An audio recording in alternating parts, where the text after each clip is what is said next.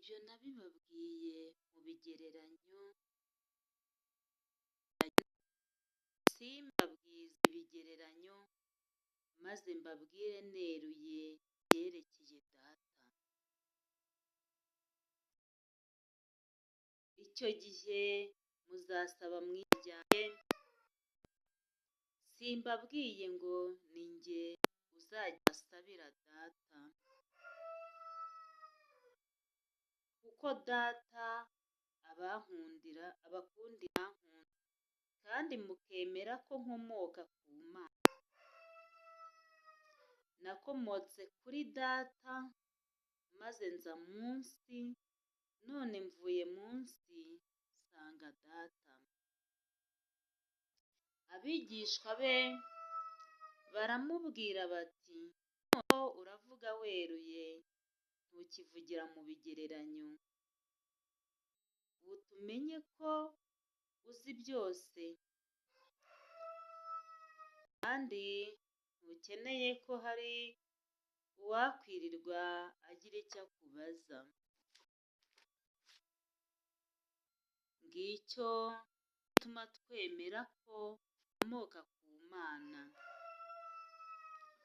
Yesu arabasubiza ati, noneho muremera.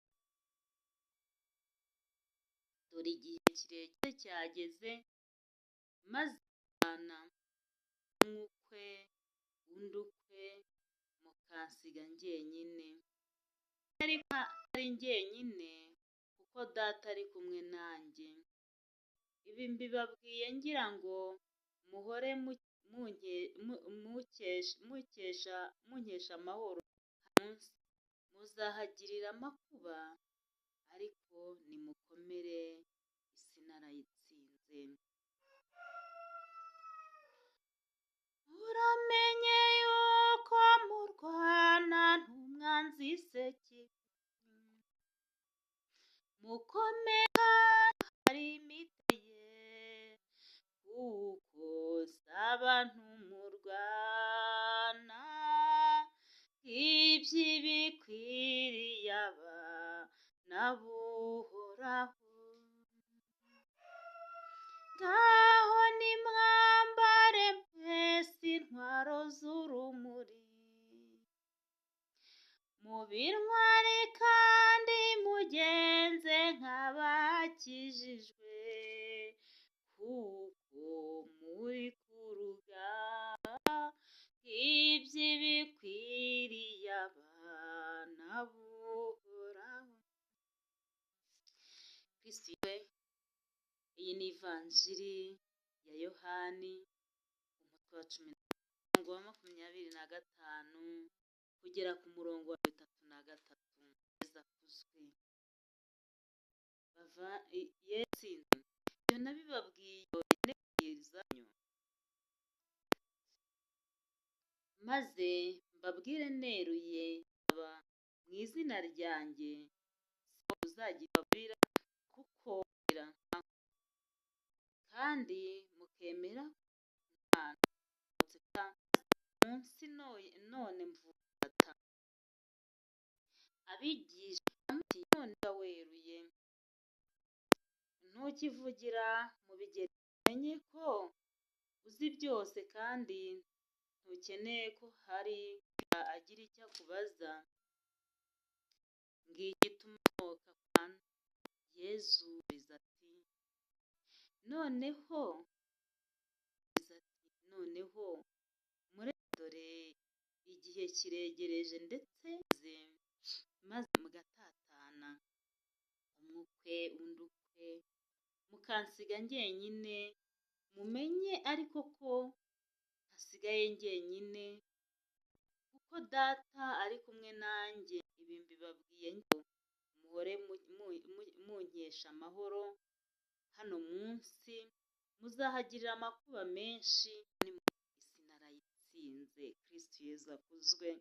Yesu aradukunda cyane, Yesu aduhora bugufi, Yesu uko bwije n'uko bukeye ahora atugira inama. Yesu mu ivanjiri y'ubushize yari arimo asakaza Roho Mutagatifu ku bari bamutegereje kuri aba bigishwa be. Roho Mutagatifu buri wese abona ingabire ye, buri wese avuga mu ndimi, buri wese akaba afite ururimi rwe bwite. Mbese nuko ntakomeje hirya, hari aho bageze noneho Petero areba abo bantu bari bamuto, arangije rero ntabwo basinze nk'uko mubyibwira, ahubwo ni imbaraga za Roho Mutagatifu. Abanyamahanga cyangwa abantu batemera Imana bose barebaga abigishwa bakavuga ati aba bantu ni abasinzi. Aba bantu batangiye kuvuga icyivugo cy'umunywi. Byagenze gute? Ese icyivugo cy'umunywi urakizi? Kristo Yezu akuzwe. Ni ukuvuga ngo iyo umuntu yasinze cyangwa se turangiza, aba yujuje inshingano z'icyivugo cy'abanywi. Ubwo aba basinzi bose na ba bandi bose bamenyereye guhaga ka divayi cyangwa se agacupa, bari batangiye kugira ngo ni bagenzi babo. Kristo Yezu akuzwe. Nuko buri wese agatangira ati aturiya ni mugenzi wacu rwose, ntago ari gusa. Ko Petero muzi uko yabasanze. Kristo Yezu akuzwe. Dore icyivugo cy'umunywi. Icyivugo cy'umunywi nawe cyumve kugira ngo ejo utazaba umusinzi.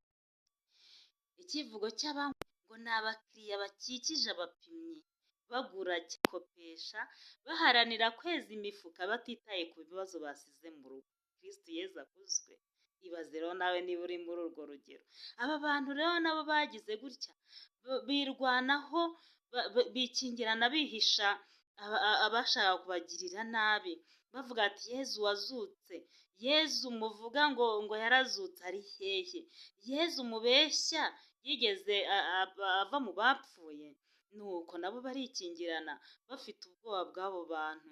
Biza kurangira rero nk'uko Yezu yari yasize abibabwiye ati nzaboherereza Roho Mutagatifu. Nuko rero arangije aramuboherereza, nibwo b'abanyamahanga bose cyangwa aba bantu bose batemeraga Imana bahuruye baraza, noneho baravata abantu basinze, ntabwo ari gusa rwose. Aba bantu ni abasinzi. Kristo Yezu akuzwe.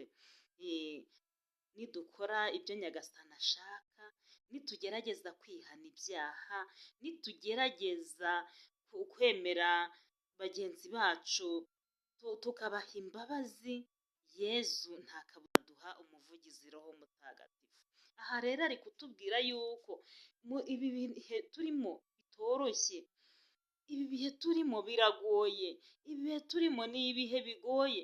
Hari igihe twebwe ubwacu tuzatatana tugasigara umwe, ariko icyo gihe tuzahura n'amakuba menshi. Ngo ibi mbibabwiye ngira ngo muhore munkesha amahoro. Hano munsi muzahagirira amakuba, ariko nimukomere isi nziza. Kristo Yezu akuzwe. Niba Yezu baramugiriye nabi ari umwana w'Imana, nitwe batagirira nabi. Muri iyi si harimo ibibazo, muri iyi si harimo amakuba, muri iyi si harimo ibitotezo, ariko mu izina rya Yezu wabambwe ku musaraba tuzatsinda. Kristo Yezu akuzwe.